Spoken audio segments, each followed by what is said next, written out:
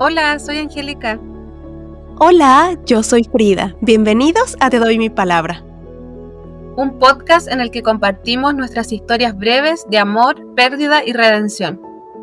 Escritas por nosotras y para ustedes, junto al momento de inspiración detrás de cada una de ellas. ¿Me das tu palabra? Sí, te doy mi palabra.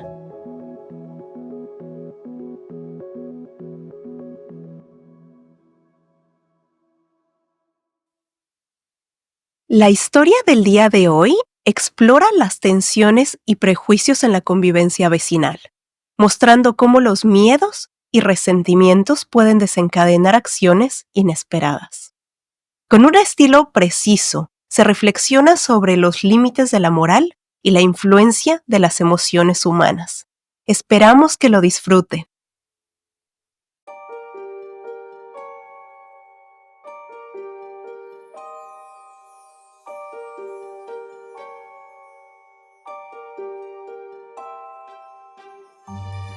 Héroe. Esa mañana, cuando Ernesto volvió a la casa, luego de hacer las compras en el pueblo, encontró a Paula en el patio bañando al perro en una tina de plástico. Refregaba al perro afanosamente y el pobre animal se mostraba resignado, con la cola entre las piernas y una mirada que imitaba muy bien a la tristeza humana. Se habían instalado en el lugar hacía pocos meses, cuando ambos cumplieron 20 años de servicio en las Fuerzas Armadas y devolvieron la casa fiscal en la que vivieron durante todo su matrimonio. Una casa cercana a la playa, con un amplio terreno verde, era el sueño de Paula, pero desde que estaba ahí, ella se mostraba intranquila. Primero había sido la música. Cuando les llegó la circular de que no se permitía música a volumen alto, ella insistía en poner sus parlantes a todo volumen, aun cuando nunca antes lo había hecho, con la sola excusa de que esa era su propiedad y nadie le diría qué hacer. «Mira, es caca humana», le gritó Paula a Ernesto cuando lo vio descender del auto. «¿Puedes creerlo? Caca humana». Él la miraba extrañado, pensando en cómo había arribado a una conclusión como esa, pero prefirió guardar silencio. Sabía cuán importante era para ella Superman, el perro, y que cualquier cosa que parecía dañarlo le hacía salir de sus casillas. Lo habían encontrado en la calle años atrás e inicialmente lo dejaron pasar con el objetivo de buscarle un hogar. Pero días después de recogerlo, alertó con sus ladridos que Ernesto estaba teniendo un accidente cerebrovascular, permitiendo una atención oportuna, lo que le había dotado de una cualidad heroica. Era un quiltro pequeño y flaquísimo, que se movía nervioso por toda la casa y se colaba por cualquier rendija. «Estoy segura», insistía ella mientras refregaba al perro. «Le pusieron caca humana en todo el lomo y estoy segura de que fue ese viejo cochino». Paula se refería a un anciano que vivía solo en otro terreno de la misma parcelación y que por alguna razón que Ernesto desconocía, ella había comenzado a odiar. Este odio era alimentado por los chismes que hacían correr otras vecinas y que incluían acusaciones de poca higiene, mal de Diógenes e incluso voyerismo. Una de las vecinas aseguraba que el hombre ofrecía miradas lascivas a las jovencitas y alertaba a todas las niñas de no acercarse a su casa. El anciano solía pasar caminando a paso lento frente a las casas de sus vecinos, con las manos en la espalda junto a un perro pitbull a quien todos temían, y entonces salían las vecinas a entrar a los niños que jugaban en la calle. María, una vecina que compartía el odio hacia el anciano y que había extendido el apodo de viejo cochino, había llegado más lejos. Desconfiando de que el hombre fuera dueño del lugar que habitaba, y con el objetivo de unir a sus vecinos para expulsarlo, fue un día al municipio a preguntar por el título de propiedad. Lamentablemente para sus planes, don Encarnación Montes de Oca, así se llamaba el viejo, era el dueño del terreno e incluso tenía un par de casas en el pueblo. Lo cierto es que Paula y sus vecinas no tenían pruebas claras sobre las conductas atribuidas al anciano, pero ya era difícil hacerlas cambiar de opinión. Ernesto entonces solo se limitaba a escucharlas sin hacerles mucho caso. Días después del incidente donde Paula aseguraba que Superman había sido embetunado con caca humana y mientras ella lavaba la loza, observó por la ventana de la cocina cómo el viejo se acercaba a su cerco y tocaba a su perro. Furiosa, comenzó a encender y apagar la luz para que él notara su presencia en medio de la oscuridad. Él le hizo un ademán de saludo con la mano y ella apagó la luz, quedándose en completa oscuridad, quieta y con la mandíbula apretada hasta que el viejo y su perro Pitbull se alejaron. Entonces se asomó a llamar a Superman y lo examinó detenidamente antes de dejarlo pasar. «Quiero que arregles el cerco», le dijo a Ernesto esa noche. «Quiero que pongas una reja de verdad, algo cerrado, tapado completo. Todo tapado, puede ser con madera o algo así. ¿Me estás escuchando? Tapado, donde no quede espacio para que Superman se arranque y donde no pueda meter su mano ese viejo cochino, donde no pueda ni mirar para acá. No lo soporto, ya no lo soporto. No tiene respeto por nada, no respeta la propiedad ajena, no me respeta a mí y no te respeta a ti». Él estaba leyendo en la cama y a ratos levantaba la mirada en silencio y le hacía un gesto de aprobación con la cabeza. «No quiero esperar a que pase algo grave y decirte después que te lo dije», concluyó ella antes de meterse a la cama enojada ante el silencio de su esposo. Pero al día siguiente ella pronunció las palabras «te lo dije», cuando volvieron de un paseo en la playa y encontraron a Superman fuera de la propiedad y cojeando con una de sus patas delanteras. Con mucho cuidado, Paula tomó en brazos al perro que se quejaba y entró a la casa a paso rápido. «No quiero que me dirijas la palabra hasta que pongas esa reja», le dijo cuando Ernesto entró a la casa atrás de ella. «Estoy segura de que el perro de ese viejo cochino mordió a mi Superman y yo te dije, ahora agradece que no está muerto, porque no sé qué haría. Tú no le tomas el peso, no sé qué estás esperando», continuó reclamando mientras se alejaba con el perro en brazos. En lo que quedaba de tarde, Paula no le dirigió la palabra a Ernesto y se encerró en la habitación con el perro, a quien le inmovilizó la pata con un trozo de madera y una gasa.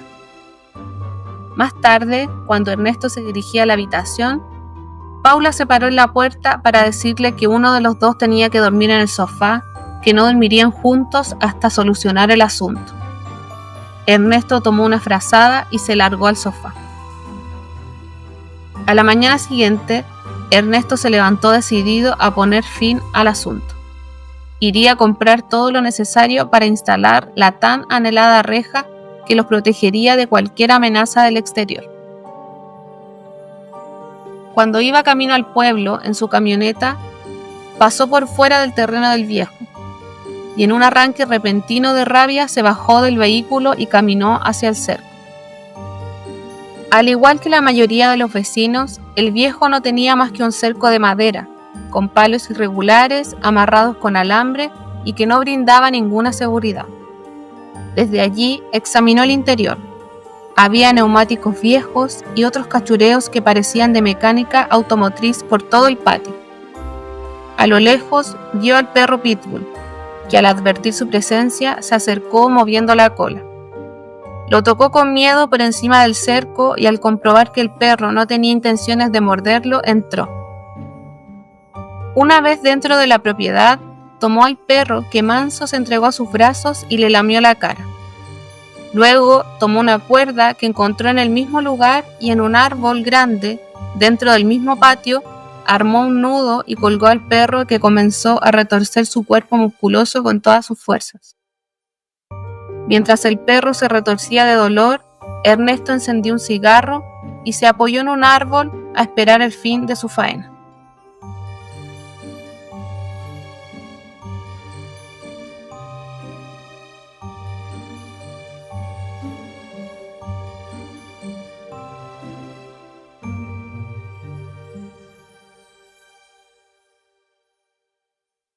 Como en cada episodio, vamos a hacerle una serie de preguntas a Angélica que se me ocurrieron después de leer el texto. Y en ese sentido, Angélica, la primera pregunta que preparé para ti es, ¿qué simboliza el perro, no? Superman, en la relación entre Paula y Ernesto. Porque si bien lo dice el propio texto, pues el perro es como una especie de superhéroe, ¿no? Entonces quería yo saber si esto tiene como una metáfora detrás de.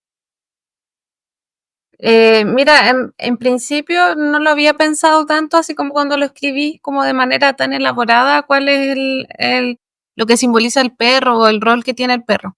Pero preguntándomelo ahora, a partir de lo que me dices, yo siento que, bueno, además de la compañía y todo lo que ofrecen los perritos, ¿cierto?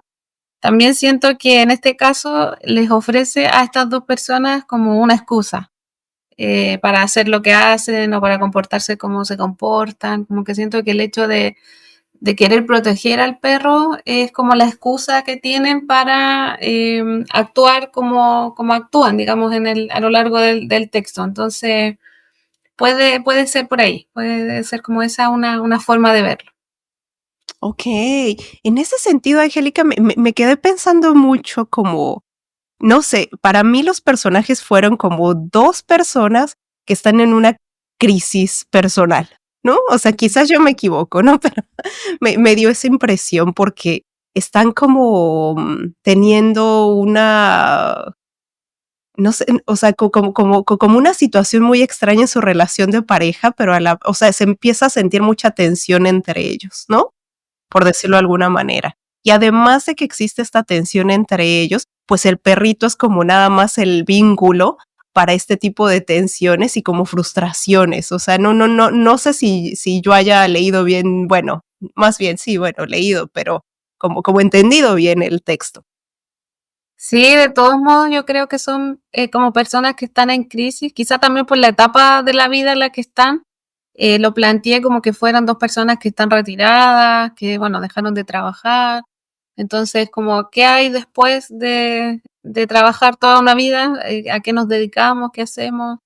Y bueno, en este caso, estos dos personajes deciden ir a vivir a la playa, pero solo se tienen el uno al otro. Entonces, como que ahora tienen este perro, que es como esta otra pieza, ¿cierto?, de la familia.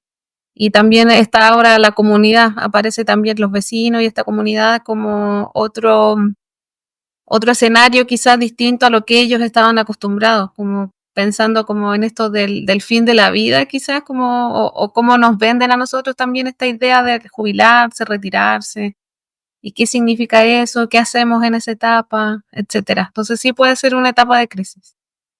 Sí, ¿no? Sí, a mí me pareció que era como una etapa de crisis en donde ellos están como tratando de redescubrirse después de ya retirarse, después de 20 años de haber laborado en la milicia, además de que son personas de la milicia, entonces supongo que te traerán muchas, no sé, como cargas emocionales, ¿no? De todo su trabajo durante 20 años. Y eso me pareció a mí que había como una crisis, o sea, y solo el perro era como la excusa, ¿no? Del, sí, porque se tenían que entender ahora en su vida de retiro, ¿no? Y además Exacto, sin hijos, solo con el perrito, que ahora es como el vínculo que tienen ellos. exacto. Así mismo, sí. Ah, ok, pues bien. Vamos a mi segunda pregunta entonces, Angélica. Bueno, Angélica, en mi segunda pregunta, lo, o sea, de las primeras cosas que vinieron a mi mente es de dónde provino o sea, cuál fue tu inspiración detrás de este texto. Y en ese sentido, pues se percibe a todas luces que existe un rol que desempeñan todos los rumores y las actitudes vecinales, ¿no? Entonces, precisamente esa es mi pregunta. ¿Qué rol desempeñan los rumores y las actitudes vecinales en el conflicto con el anciano, ¿no? Que parece ser como una especie de enemigo de todos, pero en realidad es como solamente no sé, como su bastión de frustraciones, ¿no? Por decirlo de alguna manera.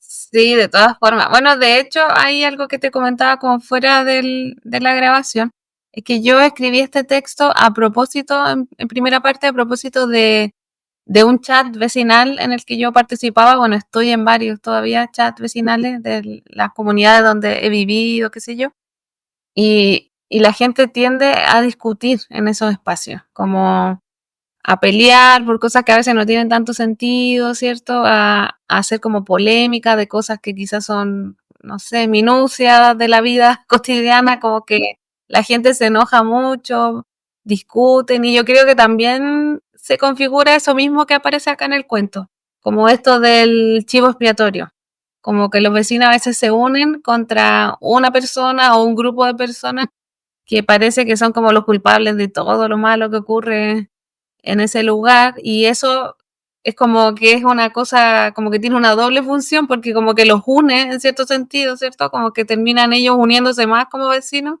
por el hecho de tener como un enemigo en común, pero a la vez también destruye la vida en comunidad, porque obviamente se generan conflictos y todo eso. Entonces creo que ahí el rol justamente de estos rumores y todo eso tienen justamente esa como doble función, como de, por una parte, unir a los vecinos en torno a algo, sobre todo cuando son personas que quizás están un poco más desocupadas o viven en un lugar como más aislado, entonces no pasan tantas cosas y es como una excusa para tener algo de qué hablar o tener cosas en común. Y por Claro. otro lado, pues, también genera conflicto, obviamente.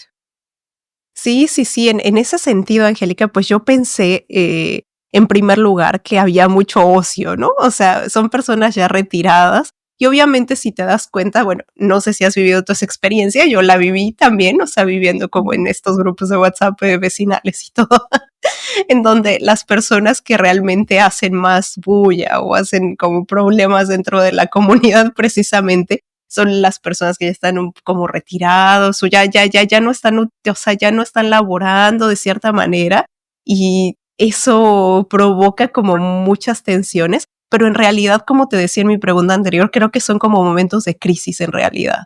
¿No? O sea, quizás no es que estas personas sean solamente estamos ociosas o no, o sea, no, sino que están pasando por una crisis porque siento que no han encontrado el propósito, o sea, lo que viene en su vida para volverle a encontrar propósito, ¿no? Eso sí, sí, yo creo que como que las personas, puede haber una diversidad de formas de afrontar como esa etapa de la vida, pero hay personas que, claro, hay que entran en crisis o que se ven desocupadas, pero no como algo bueno, sino que parece que es como algo negativo terminar la etapa laboral. A veces hay personas que se enferman cuando justo terminan la etapa laboral, como si mantenerse activo fuera sinónimo de trabajar solamente, como de generar como una producción a nivel económico, como que esa fuera la forma de ser activo y no existieran otras formas. Yo creo que también, sobre todo las generaciones anteriores, tenían como esa idea, como de que la vida era para producir, para trabajar, y como que el ocio no estaba tan bien visto, y entonces terminar tu carrera laboral es como que casi que se acaba la vida para algunas personas. Entonces, Claro. sí, creo que puede ser complejo ahí y quizás tenga que ver con eso de que justamente las personas que muchas veces son las que están más activas en estos chats vecinales o a veces generando los conflictos, son ese tipo de personas justamente. Sí, y en ese sentido, Angélica, o sea, ¿tú crees que este texto podría reflejar una especie de crítica un poco como esta forma de ver la vida? En el sentido de que una vez que nuestra labor económica, ¿no? Porque finalmente se trata de algo económico, termina, eh, y obviamente ya no estamos produciendo, ¿no? Como en este mundo rápido, neoliberal, capitalista, etcétera. ¿Crees que esto podría ser como una base de crítica para eso? Sí, yo creo que puede ser porque justamente el hecho de entrar en esa crisis como terminando la etapa de producción económica puede generar a lo mejor alguna debacle en algunas personas, como que no creo que todas las personas lo tomen de esa forma, pero sí puede que para algunas personas sí sea como una tragedia y no sepan qué hacer y terminen a lo mejor envolviéndose en este tipo de conflictos con consecuencias graves también. Sí, claro. Si es que desde el principio en todo tu texto yo vi personas con una crisis, ¿no? O sea, no sé si de pareja, porque, o sea, no se ve, ¿no? O sea, en el texto como que no se refleja todavía si hay como una crisis de pareja, si hay una crisis de sí mismos, ¿no? O sea, individualmente, pero se ve que hay una crisis de algo. Bueno, me pareció interesante ese punto. Pero bueno, Angélica, vamos a mi tercera pregunta entonces. Angélica, dentro de mi tercera pregunta, fue muy difícil para mí encontrar quién estaba narrando en el sentido de que vi como una dinámica de poder entre esta pareja, ¿no? Y en ese sentido, Angélica, pues va mi tercera pregunta, ¿no? O sea, ¿cómo influyen estas dinámicas de poder, ¿no? Y control en la relación entre Paula y Ernesto, ¿no? Que me queda claro que quien tiene la batuta es ella, ¿no? Pero, o sea, entonces me preguntaba esto, o sea, ¿cómo tú imaginaste esta dinámica de poder entre ellos? Sí, bueno, es un narrador omnisciente en tercera persona en realidad que va contando todo lo que pasa, pero yo quise construir este texto donde existiera un personaje que no habla durante todo el texto, pese a que se le presta voz, digamos, a otro personaje, que en este caso es ella. Ella sí habla, ella generalmente da instrucciones, ¿cierto? Ella es la que guía como la acción. Y él solo como que reacciona como asintiendo o actuando, digamos, como que responde actuando. Si ella le dice tienes que hacer esto, entonces él va y lo hace. Entonces esa era como la idea, como de quizás establecer esa idea como del control, pero que se notara en una cuestión tan concreta como la voz, como que ella habla y él no habla en todo el texto, solo actúa. Y creo que también ahí lo quise relacionar con el tema de ser militar, como que también quizá, bueno, puede ser un estereotipo que yo tengo, pero Ujú. generalmente lo veo así, como que también las personas que están en ese tipo de trabajo, como que tienen que ponerse en una actitud en que no tienen tanta voz, sino como que lo que tienen que hacer es actuar, ¿cierto? Escuchar, acatar órdenes, actuar. Y entonces se me hacía coherente como que este personaje, siendo ex militar, ¿cierto? Fuera de esa forma también, como una persona que solo acata órdenes y no tiene como una voz propia. Pues qué interesante. Me pareció muy interesante esto de las dinámicas de poder entre ellos, ¿no? Porque si bien los dos son militares, ella sí tiene voz, ¿no? En todo esto. Y además él sí acata solo órdenes, pero además actúa y actúa de una manera brutal, ¿no? O sea, no era sin mediar palabra de por medio con el vecino, o sea, sencillamente responde de una manera muy crítica, ¿no? Ujú. Exacto, sí. Sí, yo creo que le quise dar esa particularidad a ella de que es una persona como que empuja la acción, pero no hace las cosas. Como que siento que ella es la que está ahí como impulsándolo a él a que tome una determinación en esta situación y, y que finalmente termina empujándolo un poco a que él cometa una atrocidad como lo que ocurre, ¿cierto? Que mata al perro del vecino.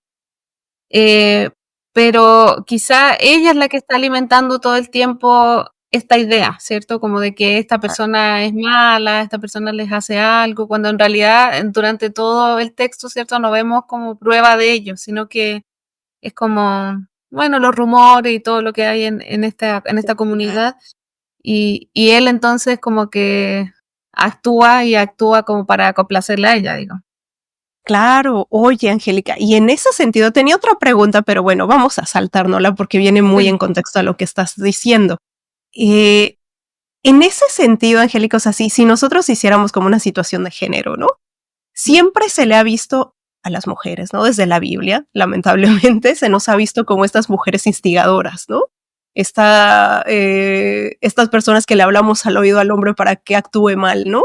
¿Crees que este estereotipo de Paula se haya reproducido en este texto? Mira, no lo había pensado, la verdad, pero sí puede ser que exista como esa cuestión más como histórica de este rol de la mujer que quizás no actúa tanto, pero que al final es la que tiene las riendas de la situación. Eh, y que uno lo ha visto en la historia. Por ejemplo, acá en la historia de Chile pasa eso con, por ejemplo, con el proceso de dictadura, donde hay muchas personas, historiadores incluso, que dicen que quien tenía como un poder de decisión era la esposa del dictador, que es la que tomaba muchas veces decisiones.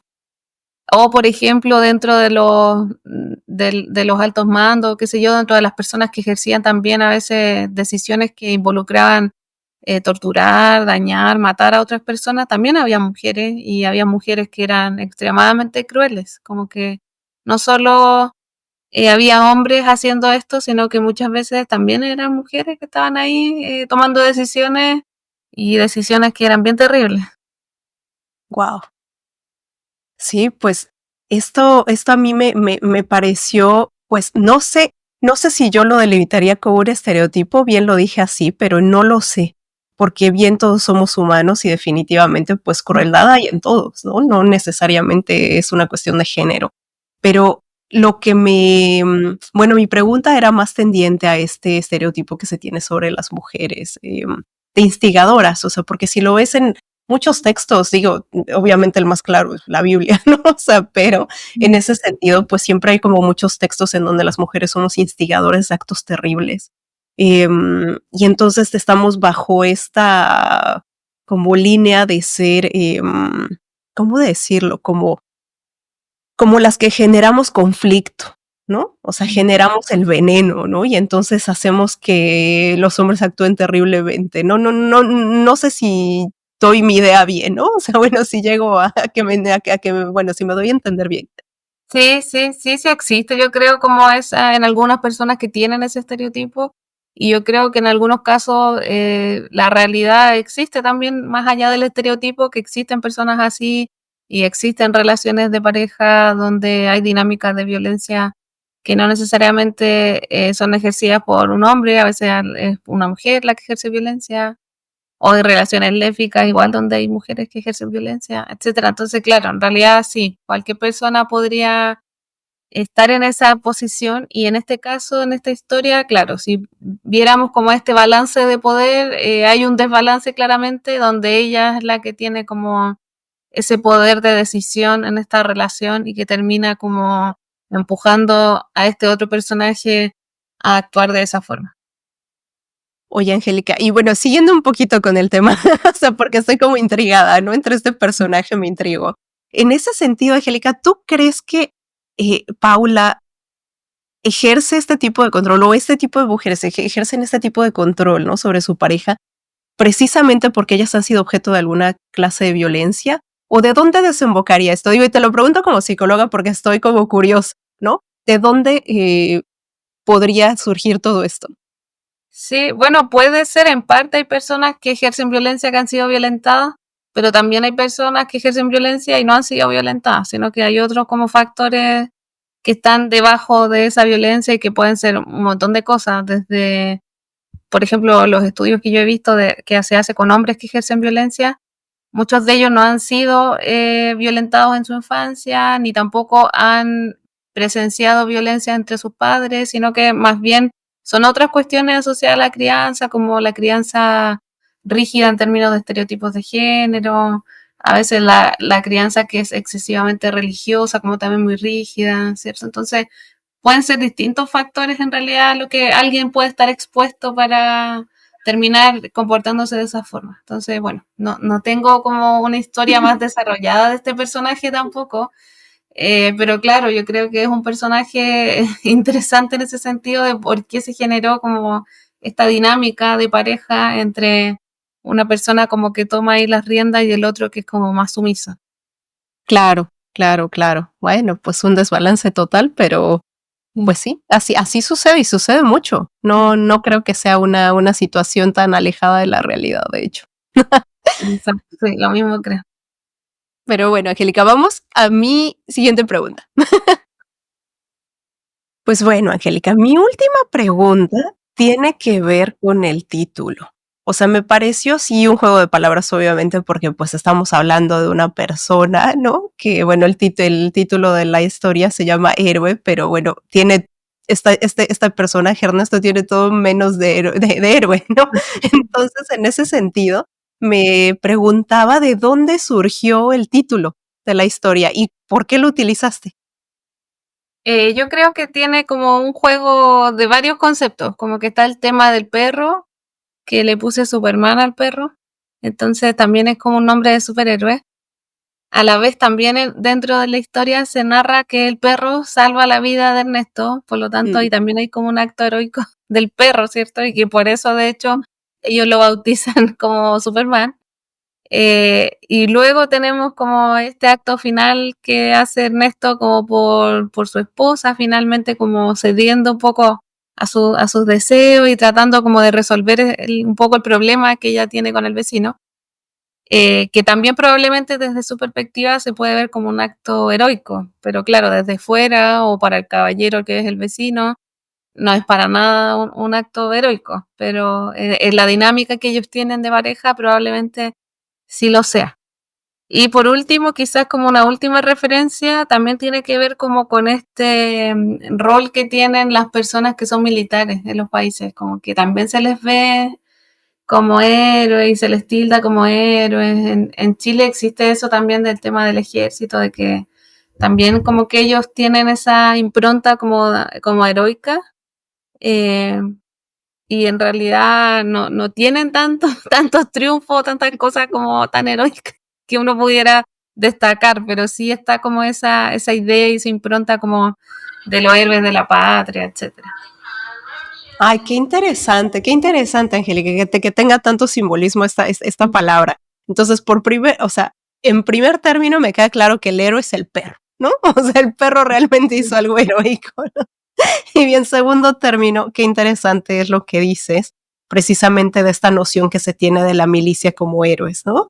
Que muchas veces, pues, la situación heroica que hace la milicia, pues, tiene que ver con muchísimas atrocidades, ¿no? En vez de hacer cuestiones heroicas, ¿no? Exacto, sí. Sí, pues en realidad hay muchas cuestiones que hacen los ejércitos, como por ejemplo lo más típico, el tema de la guerra, que involucra mucha violencia, que involucra mucho daño. Entonces, claro, como que se salva algo supuestamente, pero a costa de dañar a otros. Entonces, es como bien cuestionable, yo creo, ese Esa concepto de manera. héroe en ese sentido. Pero sí, por ejemplo, acá en Chile también a veces los militares toman un rol heroico, así como más real, cuando, por ejemplo, han ocurrido catástrofes naturales. Ahí Exacto. siempre, sí, ellos ayudan a la reconstrucción o ayudan de pronto a buscar a la gente que está desaparecida, cosas así. Eso quizás puede ser como algo un poco más heroico, yo diría. Pero como el rol principal, digamos, como de protección al país y todo ese vínculo con la guerra, ahí lo dudo un poco más. Sí, claro, claro, claro. Es que además era exactamente lo que te iba a decir, que sí la milicia bueno, en todo el mundo supongo que hace lo mismo, ¿no? Ayudar en los catástrofes naturales, etcétera, y ayudar a la población, ¿no? En general. Y eso, pues sí, de cierta manera se podría considerar de cierta manera heroico, ¿no? Al prestar ese servicio a tu población, ¿no? A tu gente, a tu país. Pero por otro lado, pues siempre está la cuestión cuestionable del primer acto por el que se crea la milicia, ¿no? Pero además, Angélica, ¿tú crees que de hecho pues hoy pareciera como que la soberanía, ¿no? O el propósito de la milicia empieza a desaparecer en muchas partes del mundo, ¿no? Porque pues muchos países, pues especialmente en nuestra región, pues no vamos mucho a guerra, ¿no? O sea, que digamos, entonces como que empieza a perder cierta fuerza de cierta manera, imagino, independientemente de que, pues claro, como tienen las armas, siempre tendrán cierta fuerza, ¿no? Pero me parece que empieza a estar como un poco inclusive en desuso la guerra, ¿no? ¿Qué opinas de eso? Para acabar la reflexión. Hoy me gustaría estar de acuerdo con eso de que están en desuso la guerra, pero creo que las noticias, como la última noticia, digamos, sobre como los temas mundiales, como que hablan harto de la guerra y ahora lo que está pasando con Ucrania, Rusia y Estados Unidos y hay gente vaticinando como que va a ocurrir la Tercera Guerra Mundial. No sé si sea real, Sí, sí, sí. No, espero que no no, sea así. no me refería así como en el contexto, obviamente en el contexto global hay guerras que no se han acabado, ¿no? O sea, que siguen ahí, no se han acabado en 20 años, ¿no? Como Palestina, ¿no? O sea, digo, nada Sí, más para dar una probadita de todo Ucrania últimamente, bueno, etcétera, ¿no? O sea, hay guerras que obviamente están constantes y han sido pues una atrocidad, ¿no? Histórica. Si no me refería al pensamiento en la gente, ¿no? O sea, en la gente, o sea, el pensamiento de la gente empieza a estar como en desuso pues esta forma de ver a la milicia como un héroe. Eso era lo que más bien quería referir mi pregunta, ¿no? sí. Para acabar como una reflexión. Creo que nuestra generación quizás y de aquí en adelante se empiezan a ver como actos no heroicos definitivamente y empezamos a tener cierta conciencia sobre esto y siento que de cierta manera ya no hay tantísima gente que quiera ser partícipe de muchas guerras, ¿no? No sé, pero es más bien como una cuestión de conciencia más que la situación de guerra en el mundo, ¿no? ¿Verdad?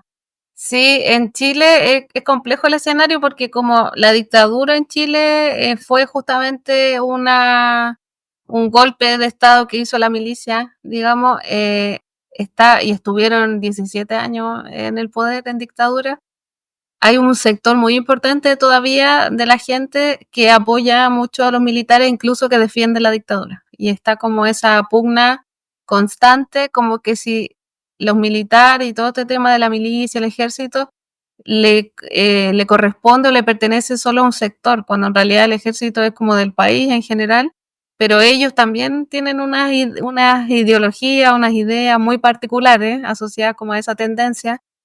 Y claro, hay mucha gente que todavía apoya así, pero ciegamente todo lo que hagan el ejército, todo lo que hagan los militares, como motivo de orgullo. Y acá cuando se hace la parada militar, que es el desfile que hacen, se llena. Entonces, como bien curiosa esa relación que tenemos acá en Chile, al menos con ese tema. Y por otro lado, también pasa que todavía acá sigue siendo como obligatorio hacer el servicio militar para los Ujú. hombres al menos, cuando tienen 18 años, Sí, sí. salvo que estén enfermos o que estén, por ejemplo, en la universidad y entonces pueden no hacer el servicio militar. Pero de lo contrario están obligados a ir. Y yo siento que también eso la gente lo tiene como muy naturalizado. Como que sí, a los 18 años le toca hacer el servicio. Y también tiene muy naturalizado la violencia que se ejerce en esos espacios. Como que porque ha pasado que han habido casos bien terribles de chicos muy jóvenes que han muerto haciendo el servicio militar, o hay chicos que van al servicio militar y renuncian, o se salen, o piden que los saquen, y también los tildan como de que son débiles, que ya no son como antes, Claro. porque no están dispuestos a estar ahí como enfrentando cualquier situación que les pongan en el servicio, pero a veces son situaciones bien absurdas. Acá en Chile han ocurrido lamentablemente muchas tragedias en ese sentido. Por ejemplo, una de las más grandes que es la que se denomina como la tragedia de Antuco, y es que un grupo de jóvenes que estaban haciendo el servicio militar son obligados por un superior a salir a marchar a la nieve sin protección y murieron. Y un grupo muy grande de jóvenes murieron en la nieve, en la cordillera, porque los obligaron a salir cuando había una nevazón y era totalmente absurdo que salieran. Y esa es como una de las catástrofes recientes, porque fue como el 2000 y tanto, no me acuerdo exactamente la fecha, 2005, de haber sido por ahí, como bien grave. Y el último punto, que quizá también tiene que ver con la relación de Chile, esta relación tan particular, es que para mucha gente como de escasos recursos, la gente más pobre, como que los hijos hagan carrera en las fuerzas, ya sea en el ejército o en otra fuerza de orden, es como la única opción que tienen. Entonces hay muchos jóvenes que voluntariamente quieren meterse en el ejército, quieren meterse no sé, las policías, qué sé yo, Ujú. porque es como siendo pobre, siendo de escasos recursos, siendo a lo mejor de un contexto donde ir a la universidad no es una opción, eh, estar 5 años estudiando, esperando para poder generar ingresos no es una opción.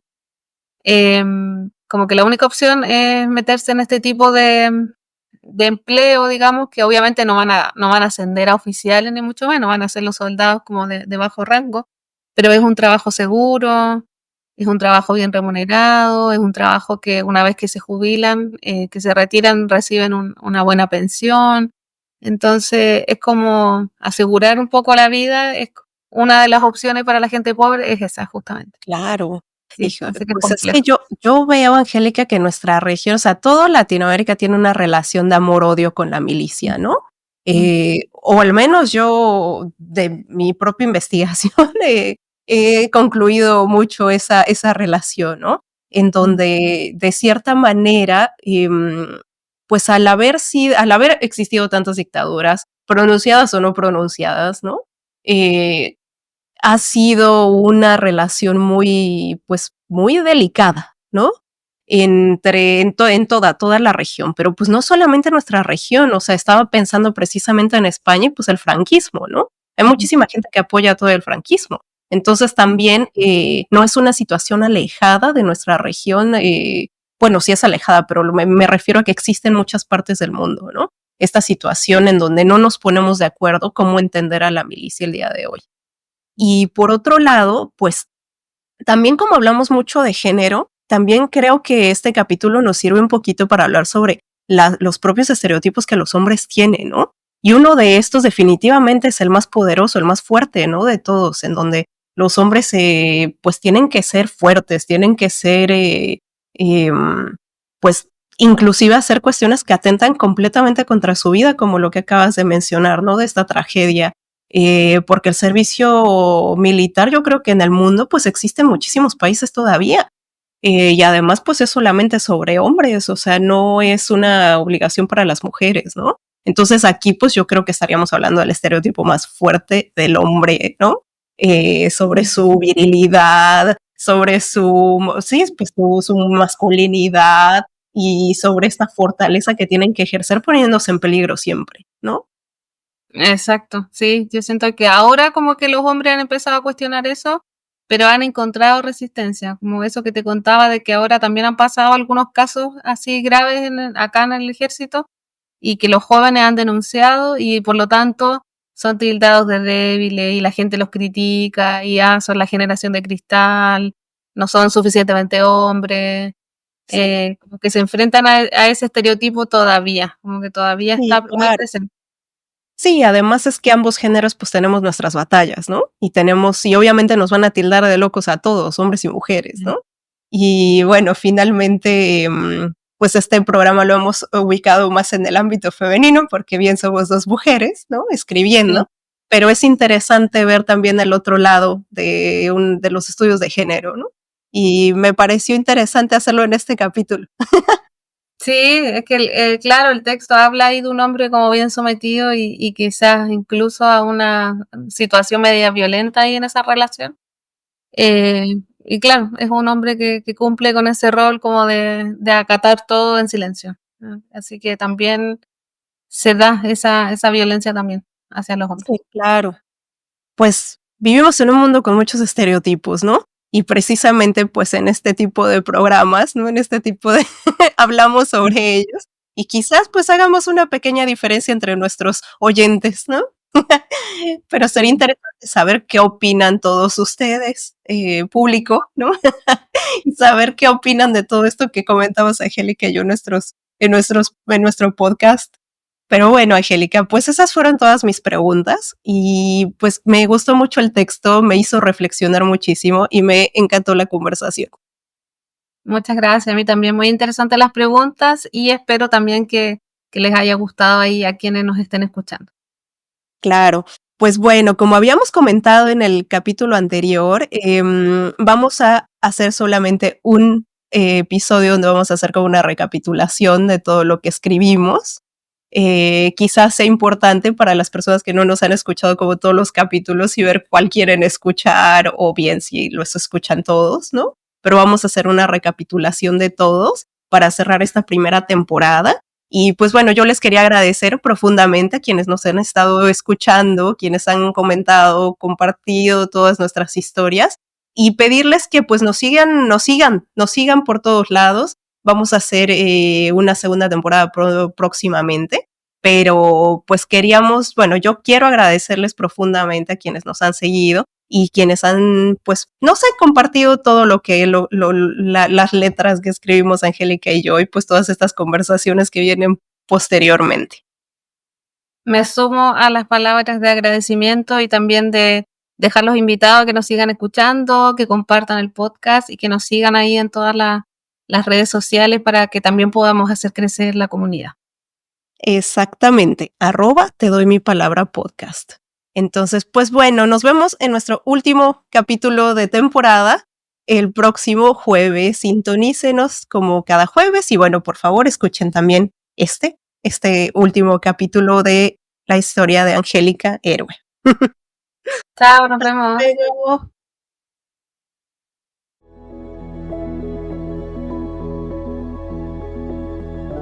Síguenos en redes sociales y suscríbete a nuestros canales de Spotify y YouTube, @tedoymipalabra_podcast. Para más, únete a nuestra comunidad en patreon.com/Te Doy Mi Palabra Podcast. y disfruta de sorpresas exclusivas como escribir tu historia para el podcast, conocer finales alternativos y mucho más. Tu apoyo da vida a nuestras palabras.